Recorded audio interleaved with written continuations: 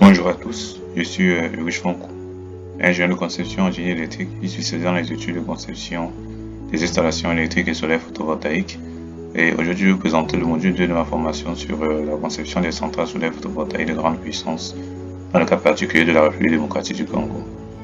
Dans le module 1, nous avions présenté précédemment des généralités sur les centrales solaires photovoltaïques, les normes françaises et internationales sur les installations électriques et solaires photovoltaïques, et le cadre légal et réglementaire sur le secteur de l'électricité en République démocratique du Congo. Et dans ce module 2, nous allons poursuivre avec les études de faisabilité. Sans plus tarder, nous allons commencer.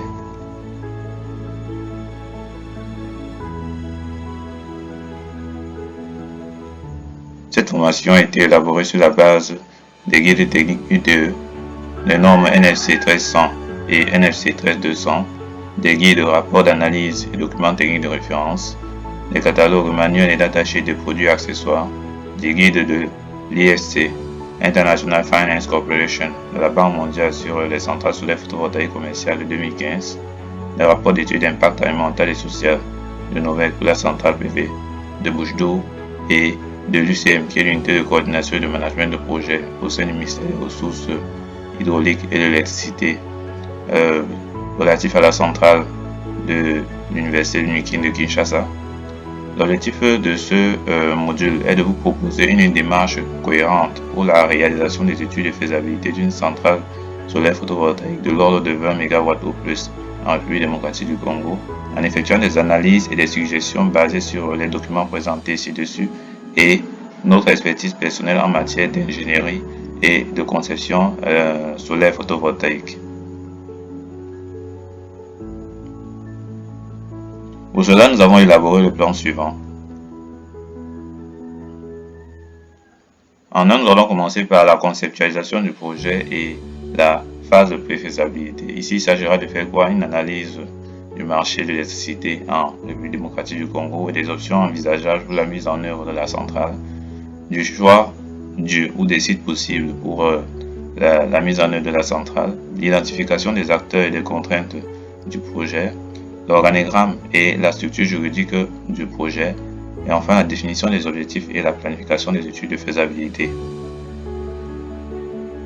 En deux, nous allons aborder les études de faisabilité. Il s'agira de proposer une démarche pour le choix du site du projet, la réalisation du plan détaillé du site du projet, l'inventaire des agréments, permis, licences et autorisations nécessaires pour le déploiement du projet, ainsi que les assurances, l'étude des aspects environnementaux et sociaux du projet, l'évaluation de la ressource solaire du site, la détermination des caractéristiques environnementales et des paramètres du site qui influent sur le dimensionnement et les performances de la centrale, l'étude technique, c'est-à-dire la méthodologie de dimensionnement pour la conception de la centrale et son raccordement, l'analyse des options et le choix de la solution optimale, l'analyse financière, c'est-à-dire le plan de financement préliminaire, c'est-à-dire la méthode de financement à choisir, et enfin l'évaluation économique et l'analyse de la rentabilité du projet.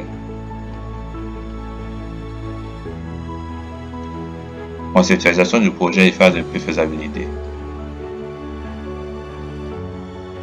Analyse du secteur de l'électricité, solution de centrales solaires photovoltaïques à mettre en œuvre. Premièrement, avant de commencer, nous allons présenter la situation géographique et démographique en République démocratique du Congo. La République démocratique du Congo est un pays de l'Afrique centrale qui est semi-enclavé, partageant ses frontières avec 9 pays. Au nord, avec la République centrafricaine et le Soudan du Sud. À l'est, avec l'Ouganda, le Rwanda, le Burundi et la Tanzanie. Au sud, avec la Zambie et l'Angola. À l'ouest, avec la République du Congo et une façade maritime de 39 km sur l'océan Atlantique. Et selon le rapport de Pierre-Marie Kusake, PSSI du secteur électrique en République démocratique du Congo du 28 avril 2025, la RDC est le deuxième pays du continent africain en termes de superficie, avec plus de 2 345 000 km², une surface comparable à celle de l'Europe de l'Ouest. Elle est traversée par le fleuve Congo, le second fleuve au monde par son débit, sur lequel se trouvent les deux barrages hydroélectriques d'Enga 1 et 2. Sa population est estimée par la Banque mondiale à plus de 105 millions d'habitants et la capitale Kinshasa est la première ville francophone du monde avec plus de 17,7 millions d'habitants. Et selon les estimations, des Nations Unies, 44,5% de la population vit en milieu urbain. La densité de la population est d'environ 45 habitants par kilomètre carré, ce qui est proche de la moyenne africaine qui est de 43 habitants par kilomètre carré en 2019. Le taux de croissance de la population est estimé à 3,3%. La carte administrative de la RDC.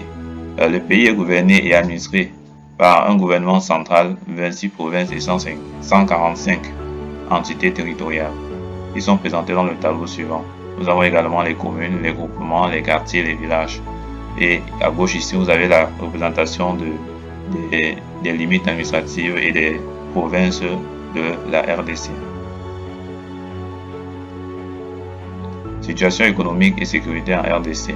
Selon l'étude de Pierre-Marie Cussaguin du 28 avril 2025, le produit intérieur brut PIB par habitant est estimé environ à 630 $ courants. La RDC est riche en minerais, en particulier le cobalt, le coltan, le cuivre, le lithium et l'or. Et selon la Banque mondiale, environ 70% de la population active travaille dans le secteur primaire à l'origine de 17% du PIB. Toutefois, le conflit dans l'est de la RDC, les provinces de l'Ituri, du Nord et du Sud Kivu, qui dure depuis plus de 20 ans, s'est récemment aggravé, notamment avec l'avancée des troupes du M23 dans ces provinces. La présence des casques bleus de l'Organisation des Nations Unies dans la région est contestée en raison de son incapacité à arrêter le combat. L'ONU et l'Union africaine ont demandé un arrêt des hostilités et l'Union européenne a pris des sanctions contre un certain nombre de responsables rwandais étant accusés de soutenir le M23. Le secteur de l'électricité en République démocratique du Congo, textes légaux et réglementations. Le cadre légal et réglementaire en RDC est défini par, premièrement, la loi numéro 14/011 du 17 juin 2014, laquelle a été visée et complétée à ce jour, notamment par l'ordonnance loi numéro 25/025 du 5 février 2025. Et le contenu de cette loi ici est axé sur 4 points. Nous avons le premier point, la libéralisation effective du secteur de l'électricité. Le deuxième point, la promotion et le développement harmonieux de l'offre de l'électricité en milieu urbain, périurbain et rural. Le troisième point, la couverture en besoin d'électricité de toutes les catégories par les fournitures de qualité et dans le respect des normes de sécurité environnementale. Le quatrième point, la création du cadre institutionnel et des conditions économiques permettant la réalisation, la sécurisation et la rentabilisation des investissements dans le secteur de l'électricité ainsi que l'émergence énergétique nationale dans un mode de partenariat public-privé. Nous avons également des décrets.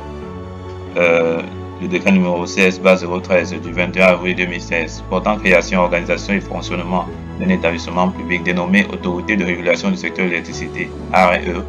Le décret numéro 16/014 du 21 avril 2016 portant création, organisation et fonctionnement d'un établissement public dénommé Agence nationale de l'électrification et des services énergétiques en milieu rural et périurbain, ANSER. Le décret numéro 18/050 du 24 décembre 2018 fixant les mécanismes et modalités de perception et de gestion des ressources de l'autorité de régulation du secteur de l'électricité. Le décret numéro 18/051 du 24 décembre 2018 portant mécanismes et modalités de perception, de gestion et de répartition des ressources de l'Agence nationale de l'électrification et des services énergétiques en milieu rural et périurbain. Le décret numéro 18/052 fixant les modalités de sélection des opérateurs, d'attribution, de modification et d'annulation des concessions, des licences et des autorisations dans le secteur de l'électricité. Le décret numéro 18/053 fixant les conditions d'exportation et d'importation de l'énergie électrique en République démocratique du Congo. Le décret numéro 18/054 portant mesures d'allègement fiscaux et douaniers applicables à la production, à l'importation et à l'exportation de l'énergie électrique. L'arrêté ministériel numéro 031 CAP Mine ENRH 2017 du 21 avril 2017 fixant les conditions et les modalités d'agrément des experts indépendants, des prestataires de services dans le secteur de l'électricité et des fournisseurs de matériel et équipements des installations électriques de froid et de climatisation. L'arrêté numéro 081 CAP Mine ENRH 18 du 27 décembre 2018 portant le cahier des charges générales des activités du secteur de l'électricité.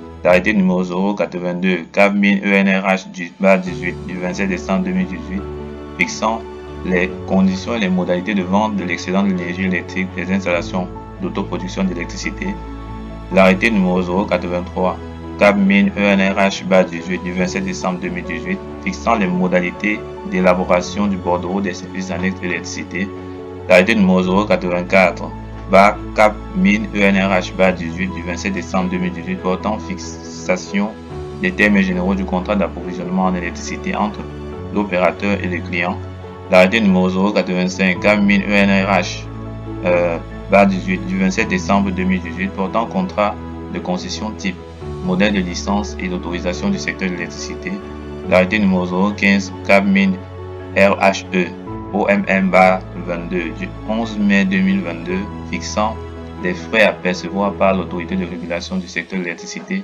dans le cadre de ses missions. Le secteur de l'électricité en RDC, le potentiel énergétique. Le potentiel énergétique est présenté dans ce tableau aussi. Nous avons l'hydroélectrique de plus de 100 000 MW et en ce qui nous concerne ici, le solaire. Donc, nous avons une bande d'ensoleillement qui est comprise entre 3500 et 6750 Wh par mètre carré par jour. Le secteur de l'électricité en République démocratique du Congo. Puissance installée. La puissance installée en mégawatts par province et par source, extrait du rapport annuel de l'ARE, est présenté dans ce tableau ici. Et d'après ce tableau, la capacité de production installée totale était de 3646,5 MW en 2024 et l'hydroélectricité constituant la majorité de cette capacité avec 3216,4 MW, tandis que la production thermique s'élevait à 421,4 MW avec une concentration notable dans les provinces du Haut-Katanga, du Lualaba et du Tanganyika. La contribution photovoltaïque était très faible, atteignant seulement 8,7 MW, principalement dans les provinces de Lualaba, du Nord Kivu, du Kasaï central et du Tanganyika. Puissance disponible en mégawatts ou mégawatts et production annuelle en gigawattheure. Également extrait du rapport annuel de l'ARE de 2024. Nous avons ici la puissance installée de 2020 à 2024 qui varie de 2972,2 à 3646,5 MW et la puissance disponible qui varie de 2009,2 à 2534,2 et la production annuelle de 12 460,4 en 2020 à 13 625,4 en 2024. Nous constatons également que la puissance disponible est inférieure à la puissance installée. Ceci est dû à l'arrêt ou à l'abandon d'un certain nombre de centrales depuis quelques années et à d'autres centrales qui ne fonctionnent pas à leur pleine capacité. Le secteur de l'électricité en République démocratique du Congo, production solaire annuelle et capacité installée. Nous avons ici les productions solaires de toutes tailles confondues à la date de 2024. Nous avons ici Nuru champs solaires 2960 qui ont été installés en 2024. Capacité installée 1,9. Altec kit solaire, production annuelle 0,2 MWh et capacité installée 0,2. Et la B-Box kit solaire, production annuelle 618 MWh, capacité installée en 2024 1,16. Donc on a un total de 3,26 MW qui ont été installés en 2024. Évolution de la production annuelle de la source. Nous avons une évolution de la production annuelle en kWh du solaire de 2020 en 2024 qui passe de 462 en 2020 à 3 536 864,86 en kWh en 2024. Capacité installée en solaire de 2020 en 2024. Ceci est représenté la capacité cumulative solaire installée de 2020 à 2024. Nous avons ici bien les 8,7 MW qui a été annoncé en 2024. Nombre total des clients desservis en électricité en République démocratique du Congo de 2020 en 2024. Bon, les clients desservis ici, nous avons un nombre de clients HT, les clients MT, les clients BT.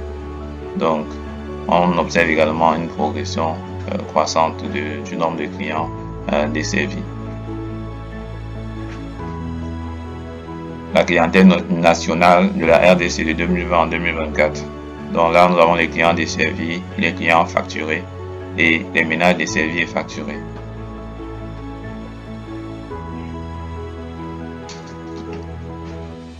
Les clients du secteur de l'électricité, le taux de l'électrification. Le taux de l'électrification en RDC de 2020 en 2024 varie de 6,4% en 2020 à 10,3% en 2024. Et dans ce tableau, nous avons POPZELEC qui signifie population vivant dans les localités électrifiées, POPZ, population totale de la zone, POPDES, population ayant effectivement accès aux services. Et d'après ce tableau, nous pouvons estimer qu'en 2026, le taux d'électrification devrait être autour de entre 12 et 15%. Taux de couverture, rapport, le taux de couverture, taux de décès et taux d'électrification. Le taux de couverture est le rapport entre la population vivant dans les localités électrifiées, POPZELEC, et la population totale de la zone POPZ. Donc, DC est égal à POPZELEC sur POPZ. Le taux de décès est le rapport entre la population ayant effectivement accès aux services POPDES et la population des localités électrifiées POPZELEC. Donc, TD égale à POPDES sur POPZELEC. Et ici, nous avons dans ce tableau ici, dans ce graphe ici, nous avons les indicateurs d'accès à l'électricité. En bleu marine, nous avons le taux de couverture géographique qui est de 35,94% en 2020 à 35,90% en 2024. Nous avons en vert le taux de décès qui va de 17,88% en 2020 à 28,50% en 2024. Nous avons en bleu le taux d'électrification qui varie de 6,43% en 2020 à 10,3% en 2024 et le taux d'accès qui est égal au taux d'électrification qui varie également de 6,4% en 2020 à 10,3% en 2024. Cadre d'électrification de la RDC, taux d'accès à l'électricité en 2020 en République démocratique du Congo. Ici, nous avons une carte qui présente le taux d'accès à l'électricité qui est extraite d'études de priorisation de cartographie des sites hydroélectriques et solaires photovoltaïques en RDC de 2021. Nous avons ici en jaune, on a un taux d'accès à l'électricité entre 0 et 1 qui est extrêmement faible. En orange clair de 1 à 3 qui est très faible. En orange, nous avons un taux d'accès à l'électricité qui est de 3 à 5 qui est très faible. En marron, il est de 5 à 11. En rouge, nous avons un taux d'accès à l'électricité qui est de 11 à 35. Et en marron, un taux d'accès à l'électricité qui est compris entre 35 et 50%. Et en marron foncé, un taux d'électrification supérieur à 50% qui est bon. Nous avons également la carte d'électrification qui donne le taux de raccordement à l'électricité en RDC à la date de 2020. Également extrait de l'étude de priorisation de cartographie des sites hydroélectriques et solaires photovoltaïques en RDC de 2021.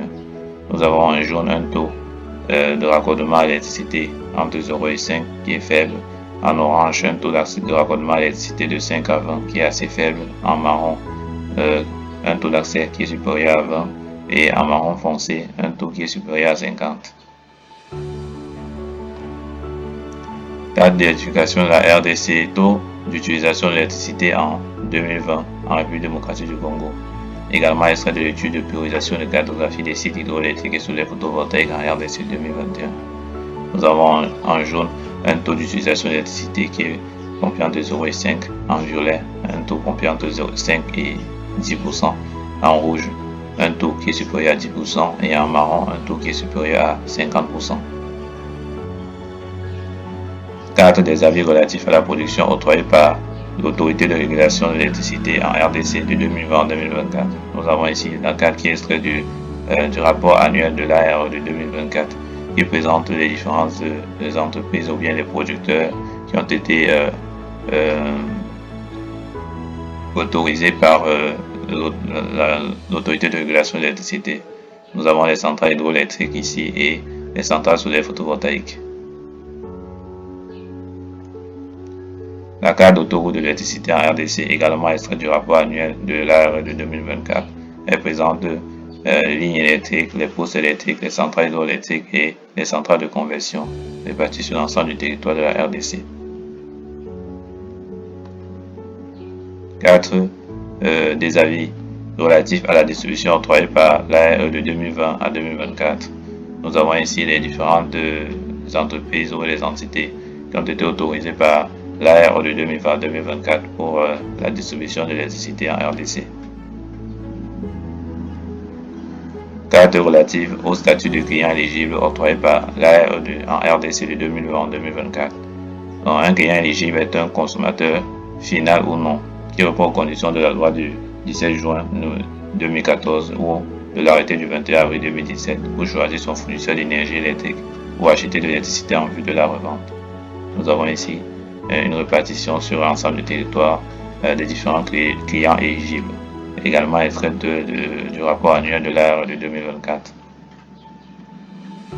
Les projets en cours et ou déjà engagés en RDC. Nous avons le projet dont les partenaires de développement sont la Banque mondiale, la Société financière internationale, l'Agence française de développement. Donc, le projet vise à étendre l'accès à l'électricité renouvelable à environ 6 millions de personnes et aux services d'eau potable dans certaines zones urbaines et périurbaines en RDC. La période du projet va de 2022 à 2029. Le budget de financement est de 600 millions de dollars et il s'agit de l'installation d'une centrale hydroélectrique de 7,5 MW et une centrale solaire de 100 MW. Nous avons également un projet dont les partenaires de développement sont la Banque mondiale, la SFI, la BAD, la AFD, la BEI, l'Union européenne, le KfW, B2I, la période de 2024 à 2028. L'objectif étant d'augmenter l'approvisionnement en énergie hydroélectrique propre en RDC, au Rwanda, au Burundi, en mobilisant des capitaux privés. Notre budget le financement est de 538 millions de dollars et il s'agit d'une centrale hydroélectrique de 206 MW divisée à part égale entre les 3 pays participants. Nous avons un projet dont le partenaire de développement est la Banque mondiale. Ici, il s'agit de l'amélioration de la gestion des paysages forestiers et renforcer les moyens de subsistance des communautés pour avoir l'accès aux solutions de cuisson modernes et améliorer les technologies et les industries des foyers et réduire et remplacer la consommation de bois de chauffe. Période de 2023 à 2030. Financement 300 millions de dollars. Le projet dont le partenaire de développement est la SFI. Et nous avons premièrement la période de 2026 à 2029 pour le déploiement du programme national des mini-réseaux en RDC tout en tirant parti de la solution SMG de la BM, dont le financement est estimé à 723 millions de dollars pour une centrale de solaire de 144 MW. Et nous avons le Tembo Power de 2026 à 2035. Le projet prévoit la construction de centrales de production pour l'injection d'énergie dans le sud de la RDC. Le budget de 275 millions de dollars et il s'agit d'une centrale hydroélectrique de 67 MW. Nous avons le projet dans le partenaire de développement de PNUD. Le premier projet, c'est le projet POCO, période 2023, construction de la centrale solaire photovoltaïque de POCO dans la province du Bas-Ouélé, de puissance installée de 40 kW, crête, et le financement de 346 000 dollars. Le projet Gobo, dans la période va de 2023 à 2025, réhabilitation et extension de la centrale hydroélectrique de Gobo à Bongo. Donc, le financement est de 2,3 millions de dollars et il s'agit d'une centrale hydro de puissance installée de 500 kW. Nous avons le projet Yamé de 2023 à 2025, construction de la centrale hydroélectrique de Yamé à Banalia. Le budget de 2,3 millions de dollars. Il s'agit d'une centrale hydroélectrique de 400 kW et le projet Massissi de 2023 à 2025 de 2,3 millions de dollars pour une centrale hydroélectrique de 500 kW. Nous avons les projets dont le partenaire de développement est le KfW. Nous avons premièrement Pro Hydro qui va de la période de 2016 à 2026 pour la construction de la centrale solaire de 5,2 MW à Mbodji Mayi pour alimenter la station de Régie d'Esso, dont le budget pour le financement est à 13 millions de dollars. Il s'agit d'une centrale solaire de 5,2 MW, de 3,9 MWh et un groupe électrogène de 2000 kVA. Et nous avons la deuxième partie, réhabilitation du poste de dispersion d'Enka 1 et 2 de 2018 à 2024 pour la modernisation du système d'exportation et d'importation et de distribution d'électricité. Nous avons ici le budget estimé à 24 millions d'euros. Nous avons ensuite le poste de distribution de Goma dans la période est de 2011 à 2026 pour la construction du poste de distribution pour améliorer la distribution électrique dans les villes de Goma et Bukavu. Ensuite, nous avons la réhabilitation des centrales hydroélectriques de Ruzizi de 2025 à 2027, dont le budget est de 25 millions d'euros pour une centrale hydroélectrique de 30 MW. Le partenaire de développement, le projet dont le partenaire de développement est l'Agence française de développement de l'Union européenne pour l'électrification urbaine de la ville de Kisangani. Dans la période de 2025 à 2030, le budget est de 70 millions d'euros. Il s'agit d'une centrale hydro de 20 MW et de centrale solaire de 5 MW. Ensuite, nous avons le projet dont le partenaire de développement sont également l'Agence française de développement et l'Union européenne. Ville durable de Boma-Volet, distribution de 2024 à 2030. Donc, estimé à 40 millions d'euros en prêt et 10 millions d'euros en subvention. Nous avons également le Propaco, groupe AFD, dans la période évaluée de 2021 à 2029 pour le développement de mini-réseaux d'énergie solaire hybride. Donc, la puissance installée du solaire de 4 MW et Bunia, à Goma 4 MW et à Bunia 11,8 MW. Nous avons enfin les mesures et les indicateurs qui sont donnés dans le compact énergétique de la RDC de 2024. Nous avons la capacité installée disponible en production selon le compact énergétique de RDC 2024 était de 3067 MW installés, donc 70% disponibles, donc 98% hydro, 1% solaire, un taux de croissance annuel moyen inférieur à 1%. Énergie produite annuellement en mégawattheure est de 14 millions de mégawattheures. Thermique renouvelable 99%, taux de croissance annuel moyen inférieur à 1%. Le coût moyen par kilowattheure thermique renouvelable 0,4 $ par kilowattheure. Énergie importée 1 753 000 mégawattheures.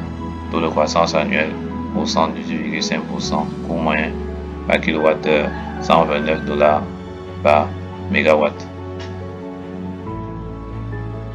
Nous avons également les lignes de transmission, haute tension, moyenne tension, les longueurs et les niveaux de tension en RDC. Le résumé sur l'état du secteur de l'électricité. Le secteur de l'électricité actuel en RDC est caractérisé par un taux d'électrification qui est très faible, entre 10 et 15% sur l'ensemble du territoire, et encore plus faible dans les zones rurales, inférieur à 5%, un faible taux de couverture de l'électricité sur l'ensemble du territoire, inférieur à 36%, une production d'électricité en grande majorité hydroélectrique, plus de 90% de la puissance totale installée en 2024, une production d'énergie solaire encore faible, 8,7 MW installée sur 3646,5 MW en 2024, constitué essentiellement de kits et centrales pour l'autoconsommation et ou l'alimentation de mini-réseaux isolés. Une production totale actuelle entre 13 et 20 TWh. Un coût moyen d'électricité produite thermique renouvelable de 0,4 $ par kWh.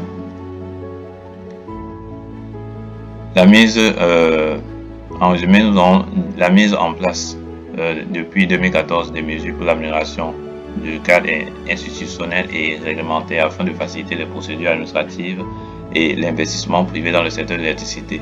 nous avons la réforme de la SNEL, la création de l'autorité de régulation de l'électricité, la création de l'Agence nationale d'électrification des services énergétiques en milieu rural et périurbain, la mise à jour de la loi numéro 14/011 du 17 juin 2014 relative au secteur de l'électricité au travers de l'ordonnance loi numéro 25/025 du 5 février 2025, la démarche pour la création du guichet unique du secteur de l'électricité et du service national de dispatching, la validation et le déploiement de nombreux projets d'autoproduction, de production indépendante, de rénovation et d'extension du réseau. En conclusion, nous pouvons dire que bien que le secteur de l'électricité soit encore très sous-développé en RDC, avec une faible couverture du réseau, un faible taux d'électrification, son marché est libéralisé et actuellement en plein essor avec l'augmentation des investissements et l'augmentation du nombre d'opérateurs privés, que ce soit dans la production, le transport, la distribution, l'import-export et la commercialisation de l'énergie électrique. Les solutions de centrales solaires à mettre en œuvre. Le choix des solutions potentielles à mettre en œuvre s'effectuera sur la base des données et des résultats de l'étude de priorisation et de cartographie des sites hydroélectriques et solaires photovoltaïques en République démocratique du Congo, qui a été réalisée par SHER Ingénieur Conseil en association avec Adelia en 2020 pour la tâche 1 et en 2021 pour la tâche 2.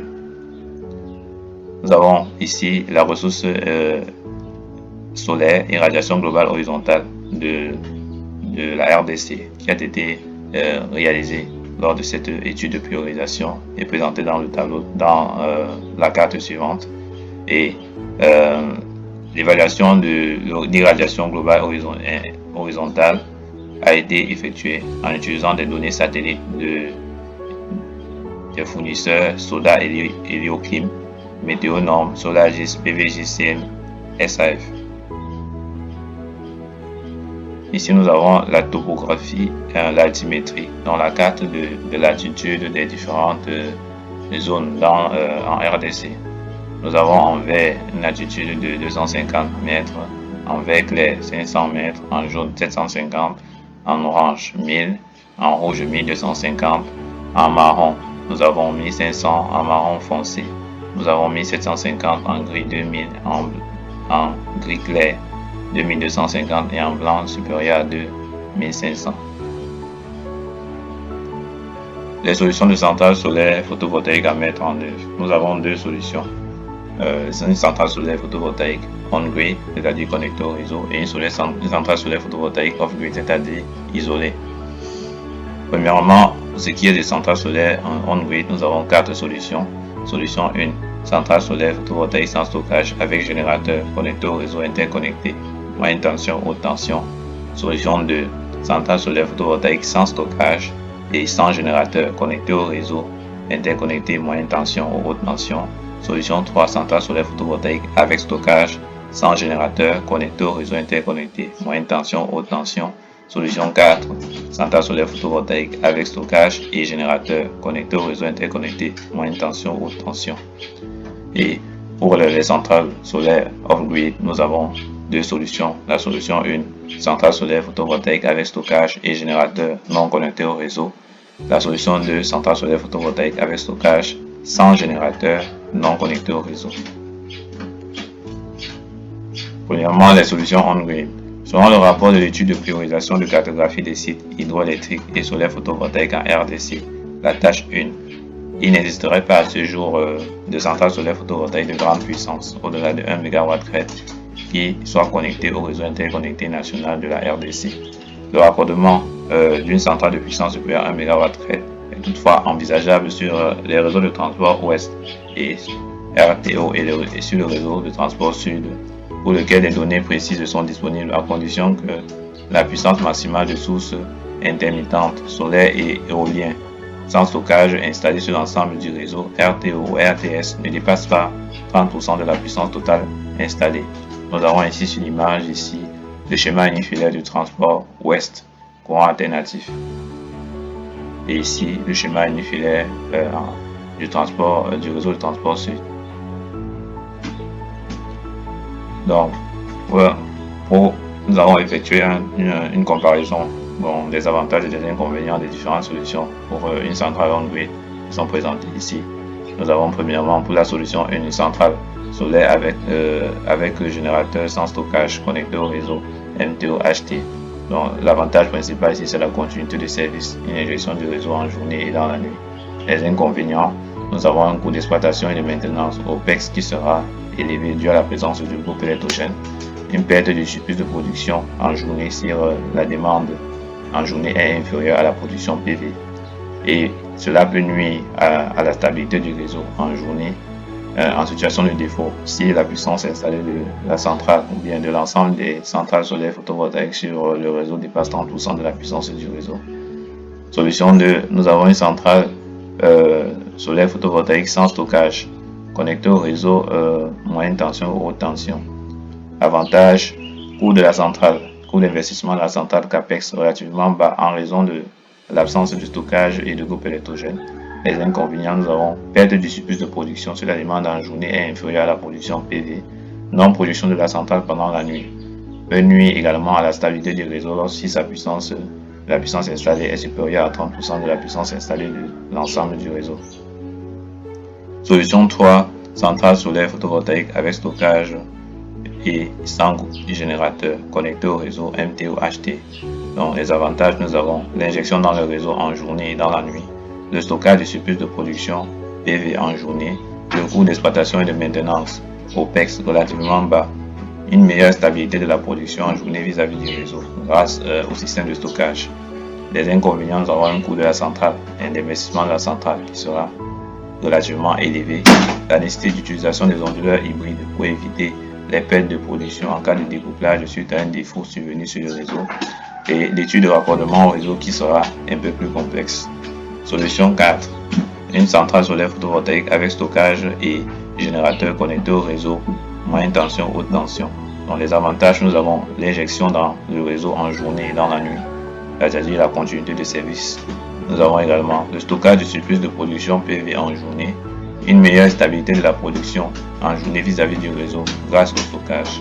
Les inconvénients, nous avons le coût de la centrale ou l'investissement de la centrale très élevé, le coût d'exploitation et de maintenance qui est également élevé en raison de la présence du groupe électrogène, la nécessité d'utilisation des onduleurs hybrides et une étude de raccordement au réseau qui sera plus complexe.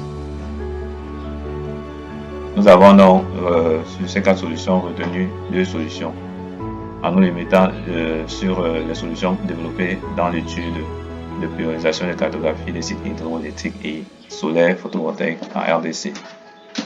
Pour une centrale de 20 MW, nous avons retenu les solutions 1 et les solutions 2. Solution 1, centrale PV avec stockage, avec le générateur, puissance du générateur de 20% de la puissance installée, sans stockage connecté au réseau, moyenne tension ou haute tension. Nous avons les paramètres ici, puissance installée de la centrale étant de 20 MW, la puissance du générateur 20% de la puissance installée, ce qui donne 4 MW. La puissance PV installée égale à 1,2 fois puissance installée de la centrale en MW moins puissance du générateur en MW. On obtient une puissance PV installée de 21,6 MW. Solution 2, centrale PV sans stockage, sans générateur connecté au réseau moyenne tension ou haute tension. Puissance installée de la centrale 20 MW, puissance PV installée égale à 1,2 puissance installée, ce qui nous donne une puissance PV installée en MW de 24 MW. Le schéma simplifié pour une centrale on-grid sans stockage de puissance installée de 20 MW.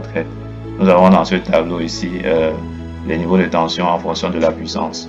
Donc, pour une puissance inférieure ou égale à 0,25 MW, c'est-à-dire 250 kVA, le raccordement se fait au réseau se fait en basse tension.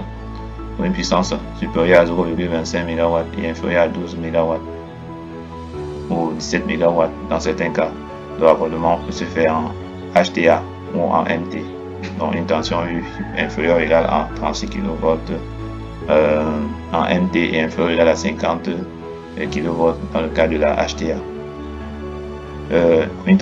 Pour une puissance supérieure à 17 MW, nous avons le raccordement doit se faire en HTB ou en HT. Donc c'est-à-dire la tension doit être supérieure à 36 kV. Nous avons les tensions 63 kV, 90 kV, 70 kV, 150 kV, 225 kV, etc. Et à droite ici, nous avons le schéma unifilaire simplifié d'une centrale on-grid avec générateur sans stockage raccordé au réseau NT-OHT, au réseau HT plutôt.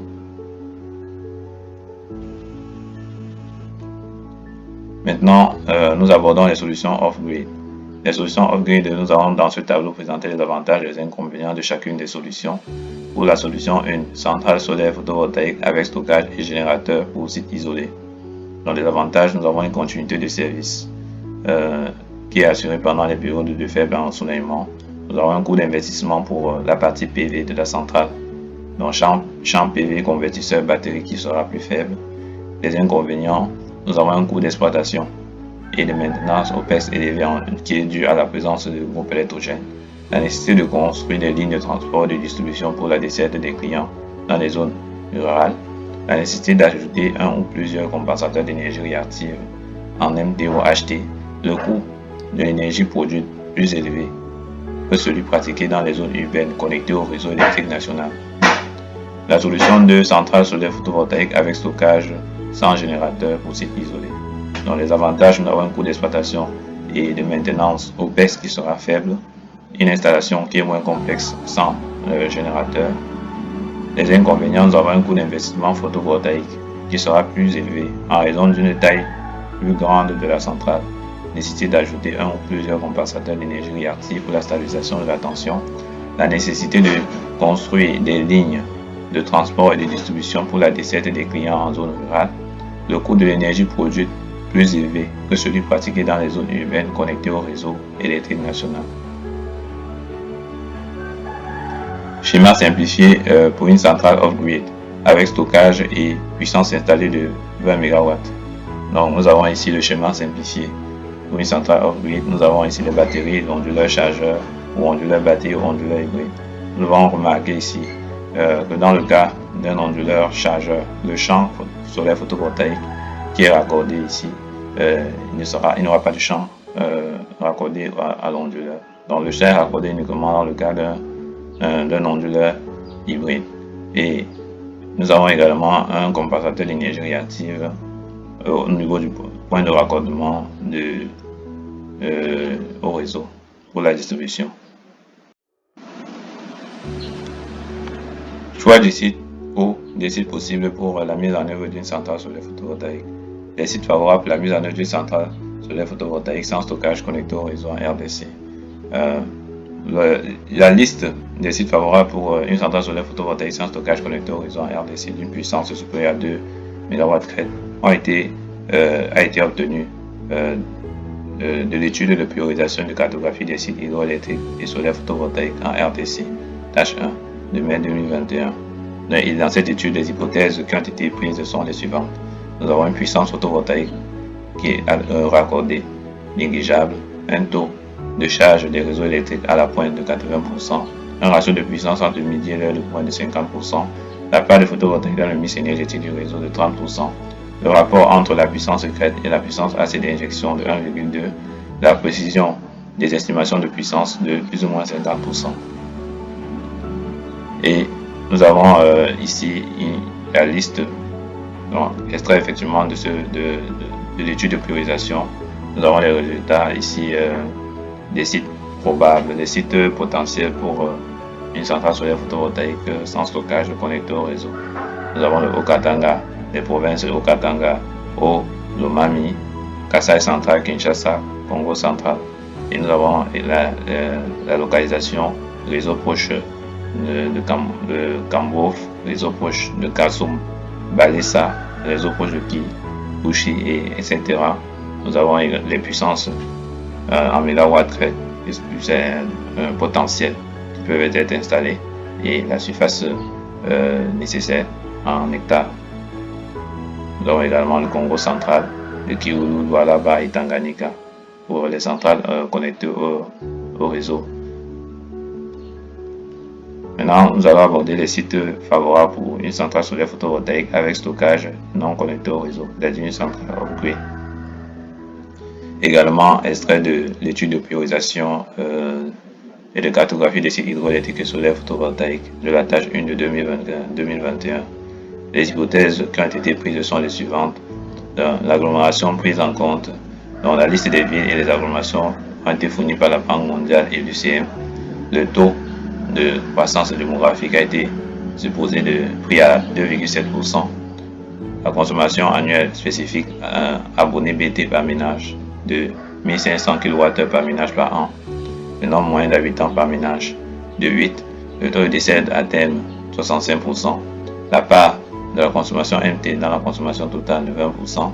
Le ratio de consommation journalière par habitant 0,4 kWh par habitant par jour.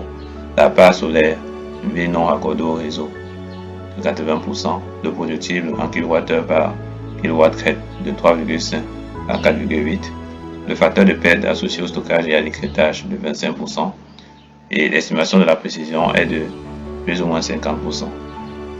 Et les résultats obtenus sont présentés dans le tableau suivant. Nous avons les provinces, les villes, la population estimée à l'horizon 2030 et le potentiel, la puissance solaire potentielle qui peut être installée dans ces différents sites.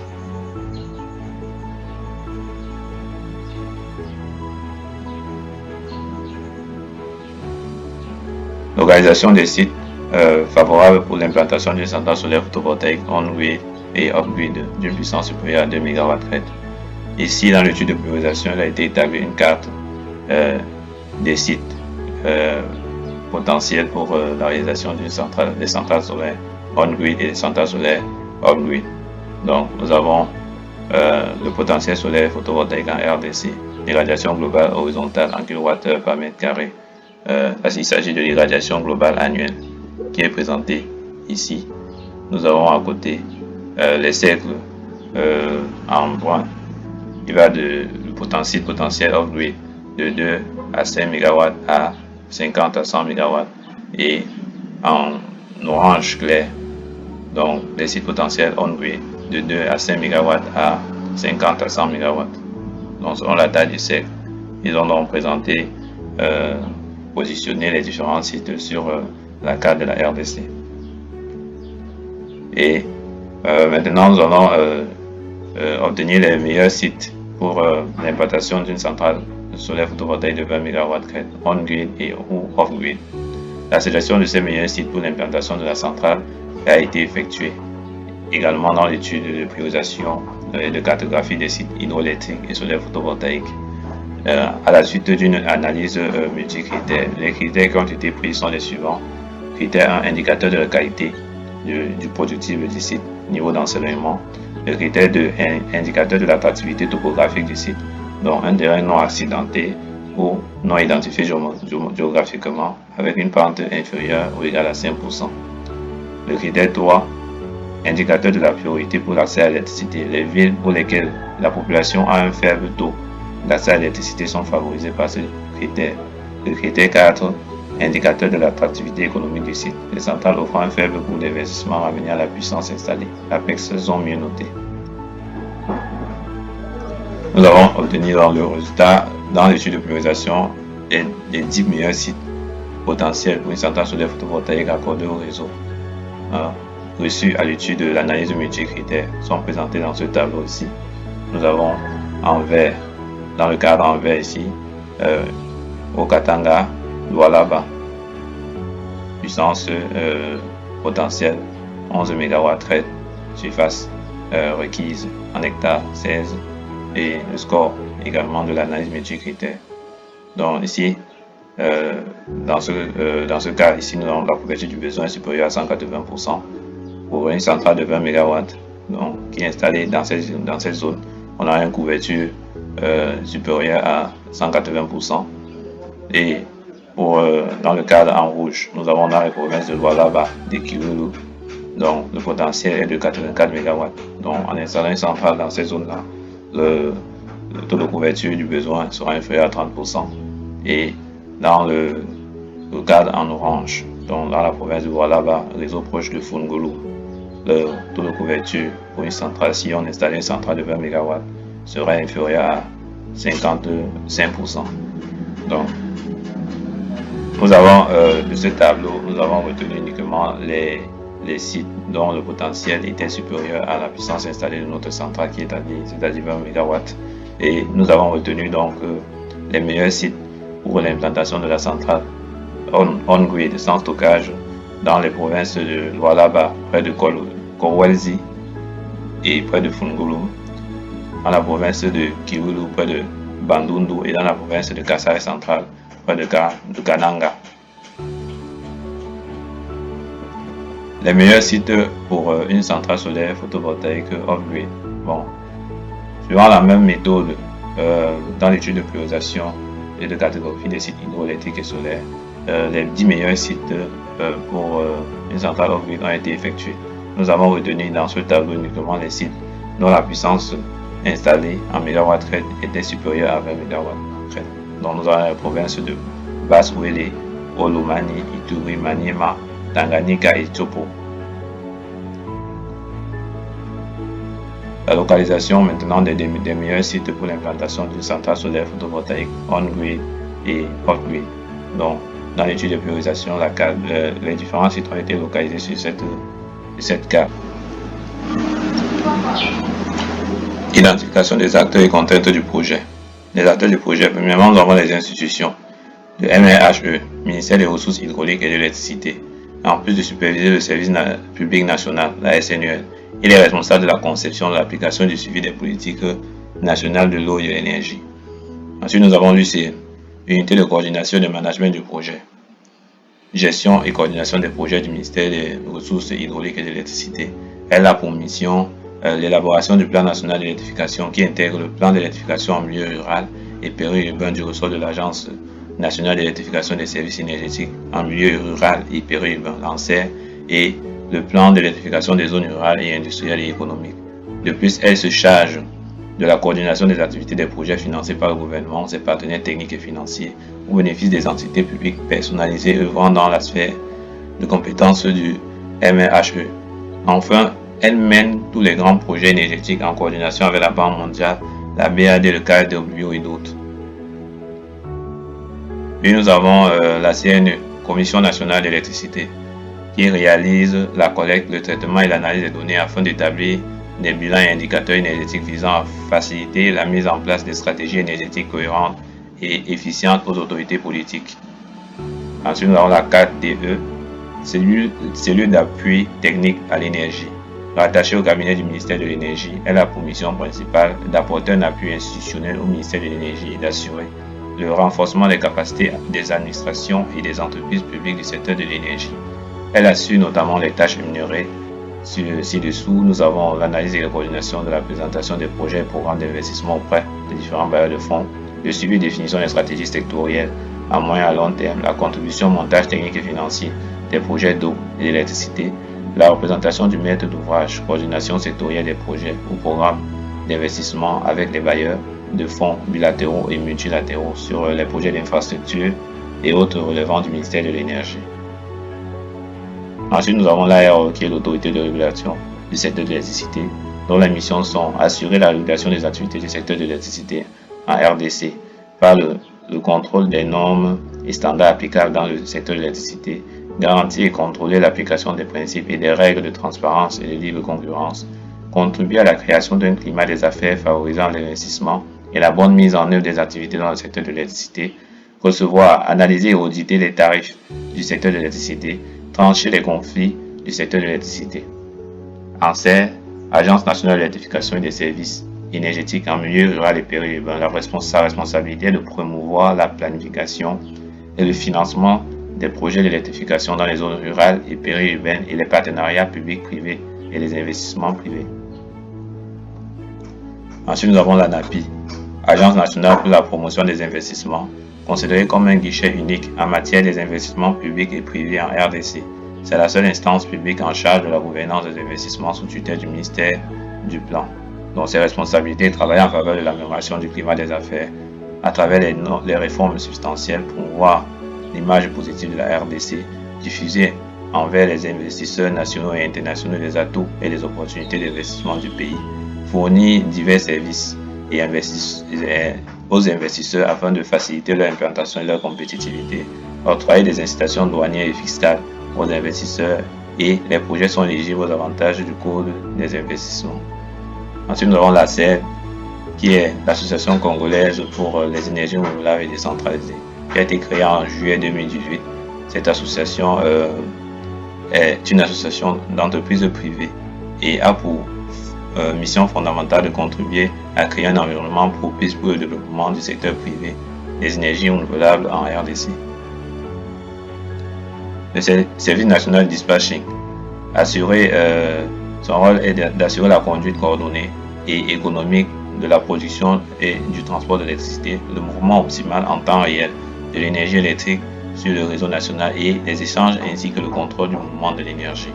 Le guichet unique du secteur de l'électricité, tout comme le service national de dispatching, il est en cours de création suite à l'ordonnance loi numéro 25/025 du 5 février 2025 modifiée complétant la loi numéro 14/011 du 17 juin 2014 relative au secteur de l'électricité.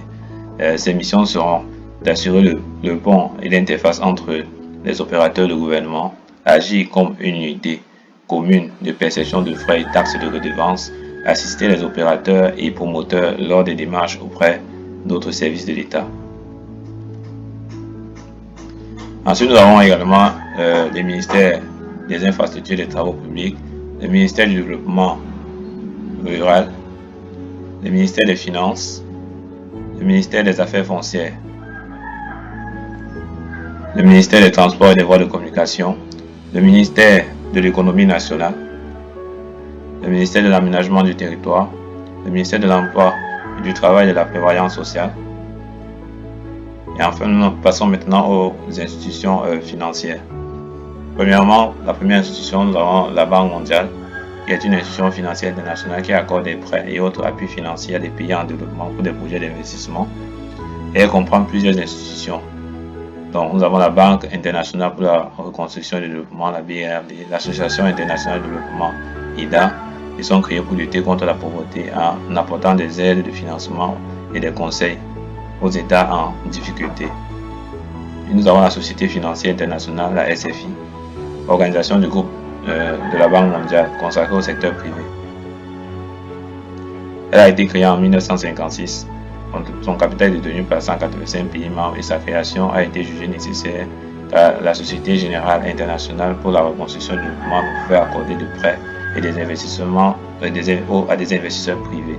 Donc son rôle est de faciliter le développement des entreprises dans les pays en développement, en particulier dans les marchés émergents, donc création des emplois, de sociétés fiscales et d'amélioration de la gouvernance notamment. Puis nous avons l'Agence française de développement, qui est une institution financière publique française qui œuvre en service des intérêts de la France. Puis nous avons la Banque européenne d'investissement, le KfW, qui est une banque de développement au monde qui est basée en Allemagne. Elle soutient les objectifs du gouvernement fédéral, notamment en finançant des projets d'infrastructure, de climat, des PME et des coopérations internationales dans les pays émergents de développement, agissant ainsi pour l'amélioration des conditions de vie mondiales. Dans le B2I, British International Investment, qui est une institution britannique de financement du développement, agissant comme investisseur à impact majeur. Avec un actif de plus de 9 milliards d'euros, elle investit en Afrique, en Asie et dans les Caraïbes pour soutenir la croissance du secteur privé, l'infrastructure verte et l'inclusion économique. Nous avons la Banque africaine de développement, institution financière multinationale de développement établie dans le but de contribuer au développement et au progrès social des États africains. Nous avons le PNUD, Programme des Nations Unies pour le développement. Le Programme des Nations Unies pour le développement fait partie des programmes des fonds de l'ONU. Son rôle est d'aider les pays en développement en leur fournissant des conseils, mais également en plaidant leur cause pour l'octroi des dons.